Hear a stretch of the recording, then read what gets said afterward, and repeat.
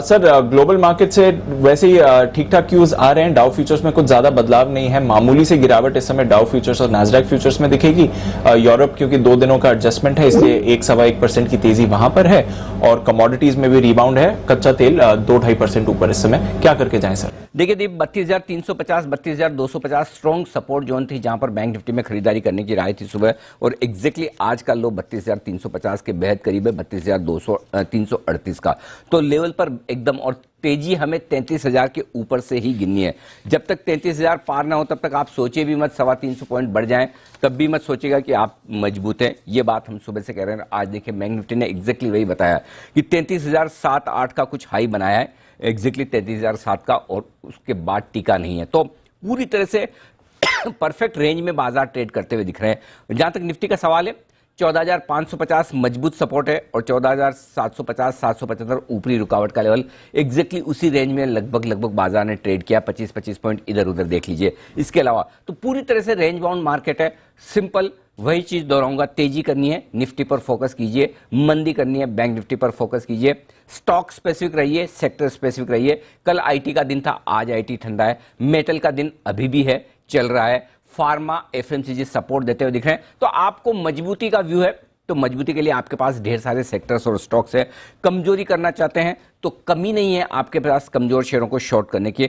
बिल्कुल perfect market है traders के लिए। इससे बढ़िया बाजार हो नहीं सकता जो कि वोलेटाइल हो, जो कि दोनों तरफ के ट्रेड दे, जहां पर स्टॉक्स में आपको अगर व्यू मजबूती का है तो मजबूत शेयर मिल रहे हैं और बढ़ भी रहे हैं कमजोर बाजार में। व्यू कमजोरी का है तो इस बाजार की रिकवरी में आपको शॉर्ट करने के भी पूरे मौके मिल रहे हैं और स्टॉक्स गिर भी रहे हैं। तो ये ड्रीम सिचुएशन है। अब इस ड्रीम सिचुएशन में, इस ड्रीम मार्केट में आपको सही तरफ के ट्रेड में होना जरूरी है। पता चला आप खरीदारी बैंक्स या फिर आईटी में कर रहे हैं जहां पर कमजोरी है, और पता चला मंदी आप वहां कर रहे हैं जो मेटल्स या फार्मा एफएमसीजी है। बस ये काम ना करें, उल्टा ना करें।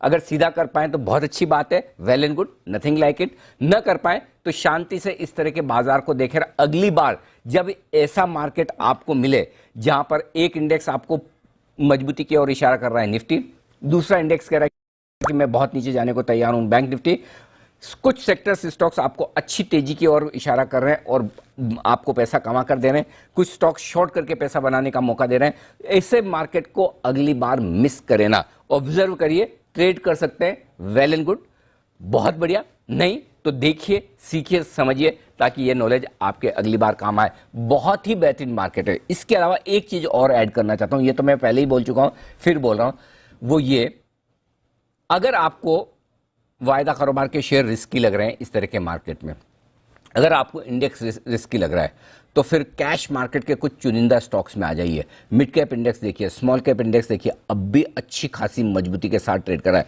तो ब्रॉडर मार्केट में कहीं कोई पैनिक टेंशन वाली बात नहीं है। जहां एफआईज की सप्लाई आ सकती है, जहां एफआईज की बिकवाली हो सकती है, समस्या वही है और वहीं पर मार्केट ढीला है। जहां पर किसी स्मॉल कैप, किसी मिड कैप शेयर में एफआईज की बिकवाली की संभावना नहीं के बराबर है, वो अपनी धुन में आराम से 0.5-1% इंडेक्स पे मजबूत होकर बैठे हैं। तो आपको ये डिसाइड करना है कि आपको किस तरह का ट्रेड करना है। बाजार में हर तरह के ट्रेडर के लिए cash, F N O, options, Nifty, bank Nifty, stock sector, सबके लिए भरपूर मौके हैं इस बाजार में। दीप, वसीम साहब, स्वागत है आपका। किस हिसाब से आप बाजार को पढ़ रहे हैं और बढ़िया पिक्स शेयर कीजिए आज के लिए।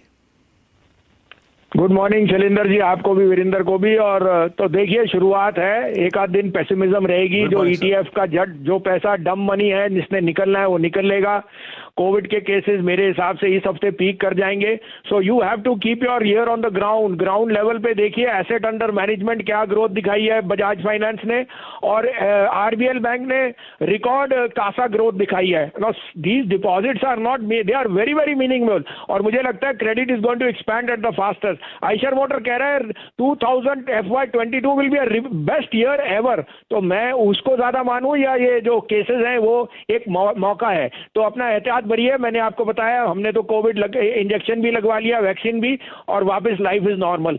कल की आपको 2 पिक्स मैंने दी थी, सन फार्मा और ऑरोबिंदो, देखो आज न्यू हाइस पे है। ऑरोबिंदो 900 बिक चुका है, सन फार्मा 622। शैलेंद्र जी आपको 607-8 में कहा था 645 का टारगेट, अब मैं रीइटरेट करता हूं 618 का प्रॉफिट रखिए, स्टॉप प्रॉफिट, और राइट करिए 645। आज की 2 पिक्स हैं, आप कहे तो मैं शुरू करूं। जी जी, भसीन साहब जरा स्टॉक्स को पहले स्क्रीन पर ले आते हैं। सन फार्मा पर अब आप एक नया लक्ष्य साध रहे हैं 645 रुपए का, और फिलहाल आपके सामने स्क्रीन पर यह ट्रेड करता हुआ दिख रहा है 618 रुपए 75 पैसे। चलिए, ये तो बात हुई सन फार्मा और औरोबिंदो फार्मा की। अब आज की रणनीति में आप कौन से स्टॉक्स जोड़ रहे हैं भसीन साहब? तो देखिए, लॉकडाउन का मतलब मोर डेटा, मोर एप्रीहेंशन, तो अनक्वेश्चनेबली इस भाव पे Idea would be a biggest beneficiary. ARPUs are rising, और अब आपको प्राइस भी आपके साथ है। 9.60 से 70 में लीजिए, 9 रुपए 20 पैसे का stop loss. This is headed to 11.5। This is the time to buy Idea. दूसरा बाय होएगा जो मुझे लगता है is the biggest gainer. One, disinvestment target will start to move up. Secondly, crude has fallen and rupee has strengthened. Unquestionably, BPCL 426-27 में लीजिए, 419 का stop loss है, 465 का target. BPCL is a universal play. It will be the best performing PSU stock in this. और जो चौथी तिमाही रही है बैंक्स के लिए, उसके अपडेट्स में क्या की हाइलाइट्स निकल कर आई हैं, क्या परफॉर्मेंस मैट्रिक्स रहे हैं, ये थोड़ा समझते हैं देवांशी के साथ। देवांशी बताइए, पिछली तिमाही कैसी रही बैंकिंग सेक्टर के लिए, बैंक्स के अपडेट्स क्या कह रहे हैं? ज्यादातर जो बैंक्स के अपडेट्स आए हैं चौथे तिमाही के, वो अनुमान से काफी बेहतर रहे हैं।